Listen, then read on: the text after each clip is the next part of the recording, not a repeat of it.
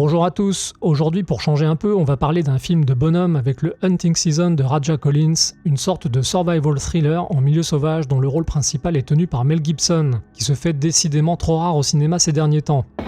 Angus qui a des couilles. Doté d'un budget probablement rikiki, le film a bénéficié, je crois, d'une sortie en salle très limitée aux États-Unis avant de terminer en direct ou vidéo sur les plateformes de streaming. Autrement dit, il est passé sous les radars, ce qui est fort dommage car s'il ne révolutionne clairement pas le genre dont il est issu, ça n'en reste pas moins un bon petit film qui peut donner des leçons au dernier Jason Statham dans le genre récit de survie rural. Bon maintenant, voyons le programme. Alors ne me faites pas dire ce que je n'ai pas dit, Mel Gibson ne pratique pas les arts martiaux et le rythme de Hunting Season n'a rien à voir avec les productions épileptiques de Statham. Et s'il ne surpasse définitivement pas le très fun Beekeeper, il survole sans souci l'affreux Working Man de mémoire récente. Alors de quoi ça cause cette histoire ? Hunting Season, c'est l'histoire de Beau, un survivaliste un peu paranoïaque qui mène une vie tranquille au milieu des bois avec sa fille Tag, qu'il forme aussi à l'art de subsister dans une nature parfois hostile.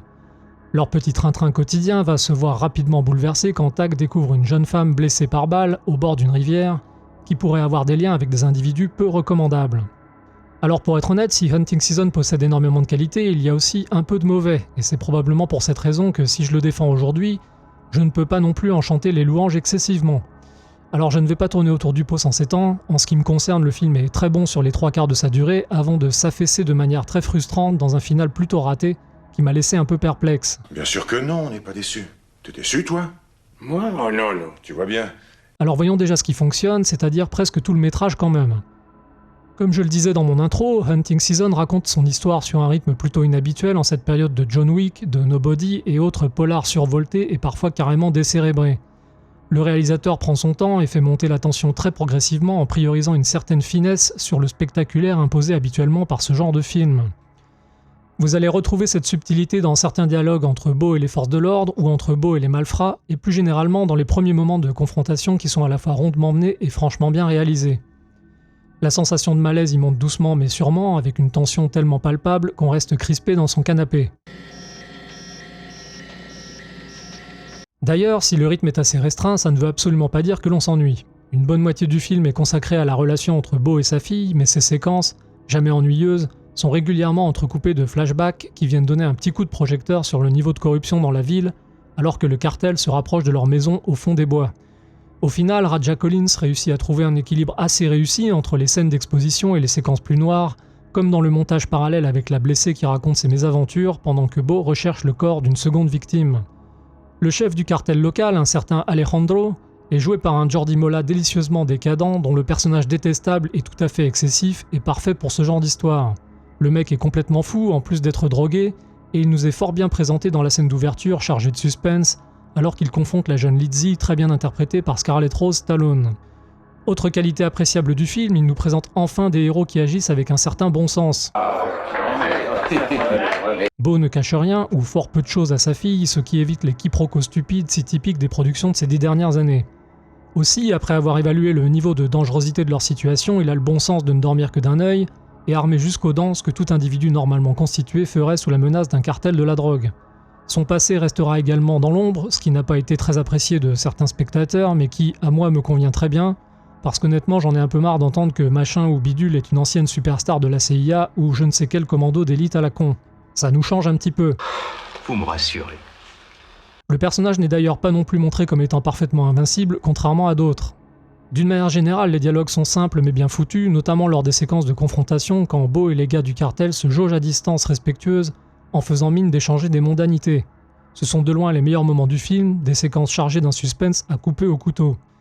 Enfin, c'est du Mel Gibson, même s'il n'est pas réalisateur, donc il y avait assez peu de chances d'y trouver du wokisme, ce qui rend le métrage immédiatement plus recommandable que la majorité de ses concurrents. Dans Hunting Season, vous ne verrez pas d'hommes blancs en train de s'excuser d'exister, pas de gays donneurs de leçons, pas de femmes qui rabaissent les hommes, pas de femmes épaisses comme des brindilles qui tabassent des bodybuilders, etc. Je vous laisse compléter la liste, vous voyez un peu l'idée. Pas mal, ça. Intéressant. Et si Tag, la fille de Beau, joue un rôle finalement assez important à un moment donné, il est relativement étayé par le mode de vie qu'elle suit avec son père. Quant à Mel Gibson, il est égal à lui-même, c'est-à-dire très bon, dans un personnage taciturne et discipliné, finalement pas si éloigné que ça du fameux Max Rokatansky. Les malfrats qu'il finira par rencontrer sont aussi excellents dans leur genre, avec une mention spéciale pour le personnage d'Irish, dont on se rappelle à la fin du film, malgré sa courte apparition. Alors c'est dommage parce qu'on en serait resté là, on aurait pu dire que Hunting Season est un excellent film. Malheureusement il est tiré vers le bas, et j'en ai parlé rapidement au début, par un dernier acte franchement expédié quand il n'est pas carrément bordélique. Je ne veux pas vous en dévoiler trop et je ne vais donc pas m'étendre sur les détails, mais disons simplement que des incohérences désagréables apparaissent dans le comportement du personnage joué par Mel Gibson alors que l'on approche du dénouement. Oh, vous savez, on ne peut jamais être sûr.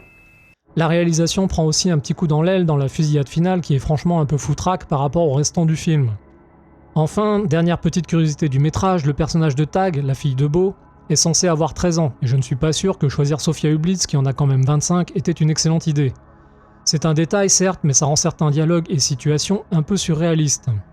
Voilà, vous avez à peu près toutes les cartes en main pour décider ou non de vous lancer dans Hunting Season. C'est une histoire simple et correctement ficelée qui n'a pas à rougir de la comparaison avec ses concurrents. On pense au John Wick et autres Statham, malgré son final un peu raté. Ce qui me fait aussi dire que ce récit aurait probablement mérité un développement au format d'une mini-série de 6 épisodes par exemple, pour éviter ce genre de problème. Tout le monde peut se tromper, l'erreur est humaine.